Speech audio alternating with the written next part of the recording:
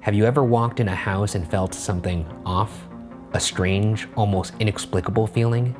At what point does that feeling become impossible to ignore, impossible to explain away, or as the father in our story puts it, just a house taking time to warm up to its new owners? In this week's story, we find a father with a front row seat to a nightmare that unfolds before his young family.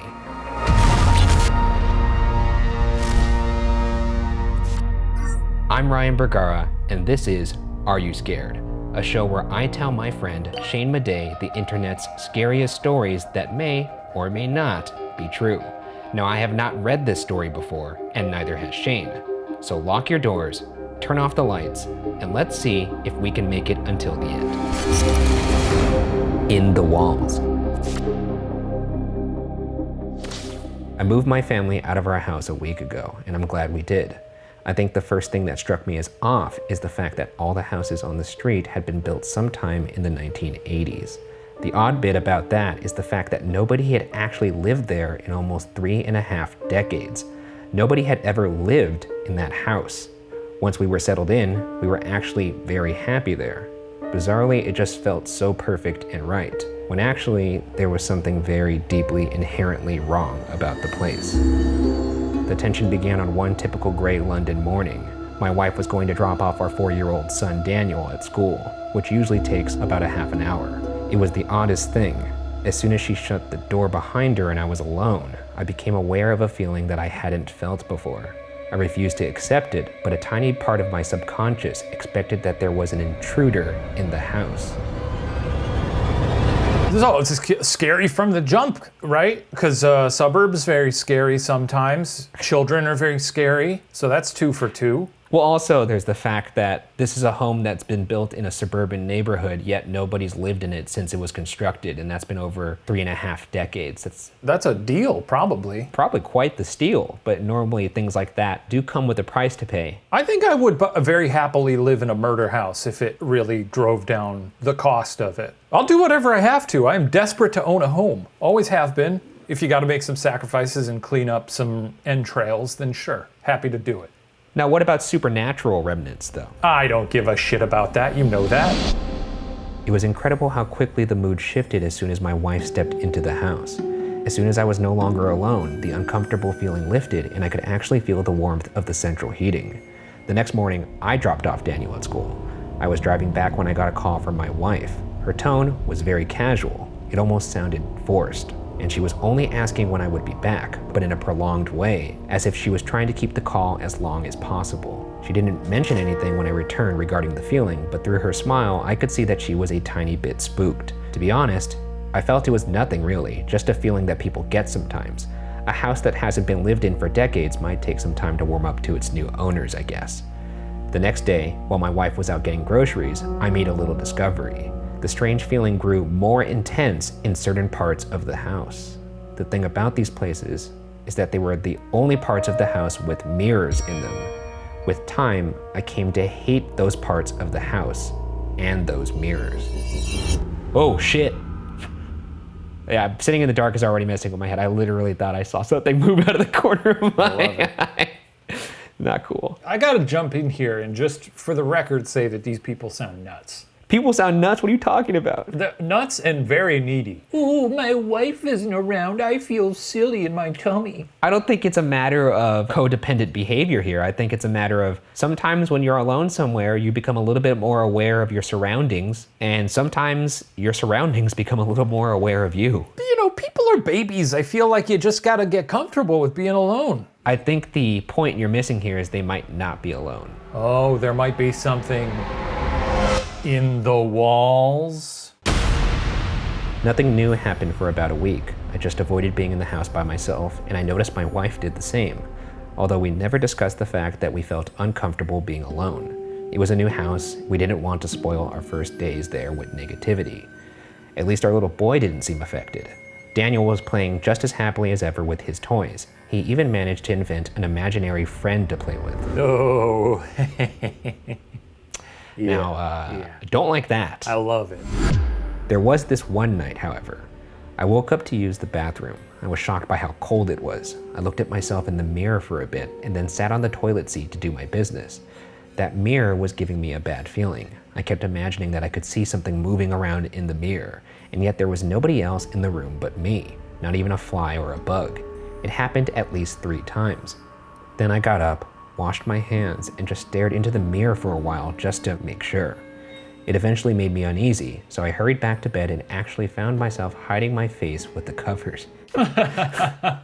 Guy took a shit, got real scared, and then was like, "Woo!" Here's the thing, I can't really giggle at that because I've done that before in some of the haunted locations we've been in. But then you're risking, I mean, if it's a classic horror setup, you've got the covers over you, and then when you finally decide to look, then there's the Face mirror right man, there. you know? And he's like, I saw you taking a shit.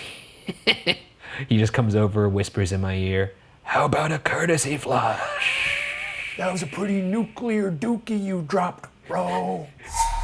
I think I saw something in the mirror again the next night, and the next. I think I even saw a face for a split second in the downstairs hallway mirror as I walked past. Of course, I knew it was only my imagination, but it was getting more irritating than frightening, so I decided to ring up one of those priests, those spiritual sorts who know how to brighten up places with negative energy in them. She turned up while our son was at school, a frail old Japanese woman who must have been 80 years old at least. Her son dropped her off since she was very weak and unable to walk the distance. In spite of how bony and old she was, she made the place feel very secure. Leave this lady alone. He's really going to town on this lady.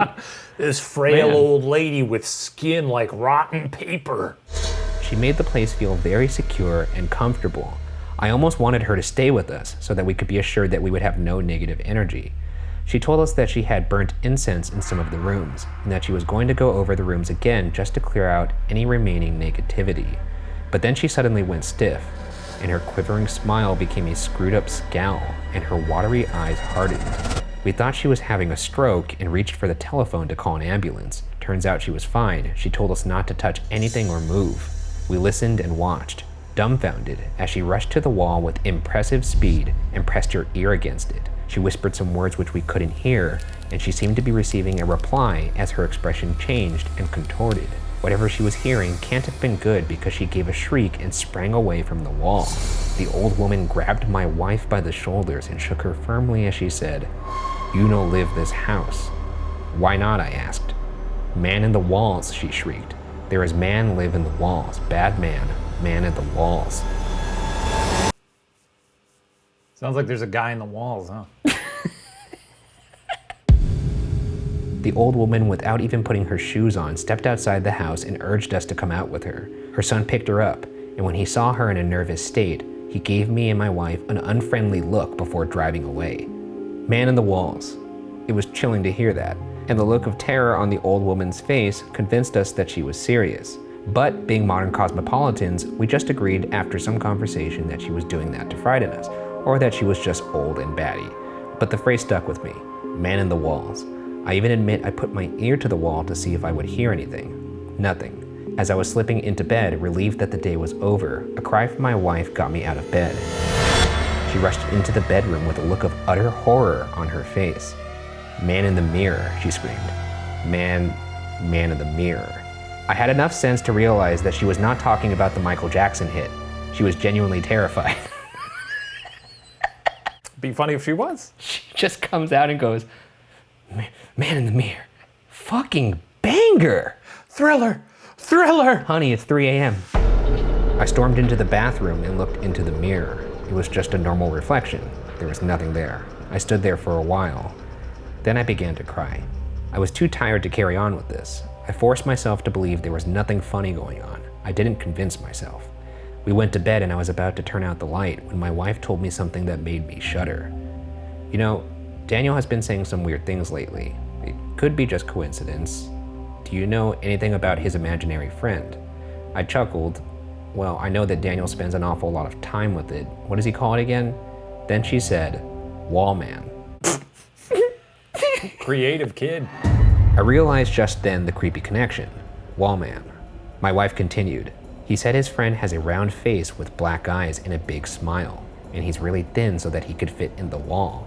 I found it cute at the time, but now, I don't know. I got the biggest chill I had got in a long time. Then she said, well, there's more. We were in the park. I asked him if he wanted to invite Wallman for a picnic. He said he couldn't. He told me that Wallman is only in our house and never leaves. That one made me laugh a bit when he told it to me, but then he gave me this serious worried look and said, don't laugh, Mummy. Wallman doesn't like you and Daddy. He hates you. He says he only likes me. Oh, I mean, I hate them too. I shuddered and took a deep breath. The air suddenly felt colder and more hostile. You know, I said to my wife after a period of silence, I really do think we should move out. This stuff is creeping me the hell out. I don't think I could sleep now. I don't feel safe. Nevertheless, we both managed to sleep after a bit more conversation on where we could move to. It was a Saturday next morning, so we had a bit of a lie-in. As I waited for a kettle to boil, a voice caught my attention. It was Daniel. He was raising his voice. I found him looking up at the mirror, tears running down his cheeks, in the downstairs corridor in a heated argument with somebody. He screamed, no, if you don't say sorry, I won't be your friend anymore. No, no, no, I don't want to. You're not nice anymore. Go away, I don't want to go with you. I rushed along and lifted Daniel up, carrying him away from that mirror. Then he cried, Wallman wants me to live with him in the wall. He wants to take me in the wall, but I told him I don't want to. I handed him to my wife and shouted, I can't put up with this bullshit any longer. Wallman, where the heck are you? Come out, you bastard. I had never spoken in front of my son like that before, but he didn't seem unsettled. He seemed glad that I was angry at his imaginary friend. My wife took him upstairs while I raged on for a bit. We had breakfast in silence, and after a while, it all seemed okay. And then something happened that was amazing. Nothing. Nothing at all. There wasn't even a weird feeling of anxiety anymore. It felt like a normal home should. Huh. I gotta be honest, if Wallman invites me into the wall, I'm going.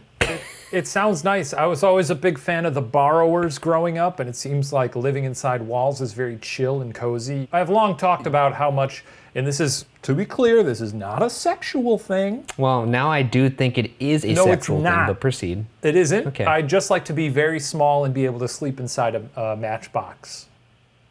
So his father said the B word in front of his poor son, who had never heard him speak like that. And then peace and quiet? Peace and quiet, for now. It felt like a normal home should. Even stranger, a whole week went by and it was Sunday again, without a single weird thing happening. Our house was beginning at last to feel like a home. We had less work, so we spent more time with Daniel, and he seemed to forget about his imaginary friend, which was actually a relief to us. That imaginary friend had seemed like something else. It seemed wrong to be coming from the imagination of a 4-year-old. We thought everything was fine, but then something made us think twice. Yellow mold had started to grow in circular patches around the house. The patches were about the size of footballs, and they gave off a rotten smell. We decided to leave it be for a while, but the patches turned up suddenly in more places, and they were too ugly and stinky to stay. We called in a man to investigate and sort out the mold problem, and while he worked, the 3 of us paid a visit to my parents-in-law. We got a call from the man dealing with the mold at about 8 o'clock in the evening. He sounded troubled, and he told us to come home quickly. We were very agitated throughout the car journey, and when we saw policemen standing around our home, my wife looked as though she would cry. A policeman stopped us in our tracks as we made our way towards the front door. Stop right there, sir, he said. I highly doubt that you and especially your wife will want to see what's been found in your home. You aren't suspects, don't be afraid, but I tell you, mate, it's ghastly. There were holes in the wall. Men in uniform and masks were carrying small objects in plastic bags out of the house. The mold specialist was sitting down with a cup of coffee on the sofa, his head in one hand. An inspector was waiting to speak to me. Now, don't take this the wrong way, sir. We're not accusing you of anything. The things we found date back at least a decade, judging by the state they're in. Then I was told, once I had promised to remain calm that is, that behind each of the 16 patches of mold were the bones of a small child that had been found curled up inside the wall. The children were all between the ages of 2 and 5 and were recognized as children that had gone missing in the area over the past 30 or so years. This really doesn't quite add up. I mean, that's a lot of spackling That's a lot of drywall, damn it. Like, are they adding kids to the wall every time? Yeah, that's true. Those serial killers are pretty meticulous. Like, it wouldn't surprise me if he wasn't a stranger to Home Depot. Gross either way. It's not a good technique, not a good method. Wouldn't recommend it. Our son never got told about the children in the walls, and hopefully he'll never ask so we won't have to tell him. He never mentions his imaginary friend Wallman, and he seems happy enough in our new home, as do all of us. There's one more thing. A few days after he made his dreadful discovery, the mold specialist arranged to meet me at my workplace. He told me that he had something dead strange to show me. It was a picture he had taken on his mobile phone on the day he had been at our house. It was a picture of the mirror in the corridor. Although the quality was a little grainy, a face could be seen very clearly in the mirror. It just popped up at the bottom corner of the mirror, a white face with a wide, thin-lipped mouth and large black eyes. It had very clean, neat teeth. It didn't appear to have a nose or any hair, but perhaps it was just because of the quality of the image. It was grinning broadly, and its eyes were wide open. But what scared me most about the face was the fact that it was there. It was actually there. I never truly actually believed in the paranormal until then, but now I'm open-minded. Sounds like some baloney, a funny little moon man. No nose? No nose, yeah. How's that happen? I don't know, man. I mean, I also would say that if you were to see that in real life, definitely some poop coming out. I'd give a chuckle. At the very least, a nugget. God, is it weird that I would love to get scared so bad that I shit my pants? Yes. Just imagine the experience of so much fear running through your body that it loosens your bowels and poop just slides out of you. Would that take you out of it and sort of make things better? If there's a wall man who comes out of the mirror and is like, Ryan Bergara, and he's got his big eyes, his rictus grin, and you go, oh, leave me, oh, and then you poop yourself, are you going, wall man, you are not gonna believe this. And Wallman's like, what? And you're like, don't you smell it, dude? And he's like, no, I don't have a nose. I only have one mirror in my house now, in the bathroom, and I avoid it like the plague. And sometimes, only sometimes, when I'm alone at home and it's quiet, I press my ear to the wall and listen carefully. Then I look into my mirror for a while just to make sure there isn't anything else in there. I guess mirrors are like doors into the wall. They show you not only what's behind you, but what's behind them. Perhaps you should give your mirror a look too. After all, some houses are strange, and some houses have been there for a very long time. With enough time, I think things come into existence in empty places that shouldn't be allowed to exist. Trust me, if you see any strange faces in the mirror, there's a possibility there could be something in your walls. Afraid? My advice, just brush your teeth quickly. So, are you scared? I mean, were you? It's about a man in a mirror. That's not a thing That's true. Is a real thing. I will say I will be taking a couple less strokes when I'm brushing my teeth. A bug tonight. just flew up my nose. Maybe that's an omen. Jesus. As for whether or not this story is true or false, the producers have said that this story is a creepypasta. It's from creepypasta.com, which means it is likely not true. Creepypastas typically are tales. They're campfire tales, as you have said. Some of them are based on true stories. This is not, at least it doesn't claim to be. However, I will say that given all the demonic cases I have read, there are things in this that aren't exactly that outlandish that this story could have taken inspiration from or maybe be based on. Sure. So, sure. That being said, a good yarn, Ryan. I was happy to hear it, and we can all sleep sound tonight knowing that we won't get sucked into the wall, at least not in a bad way. Well, hopefully you won't sleep soundly tonight. Oh God, is that how you're gonna end this video? I don't know. Probably not.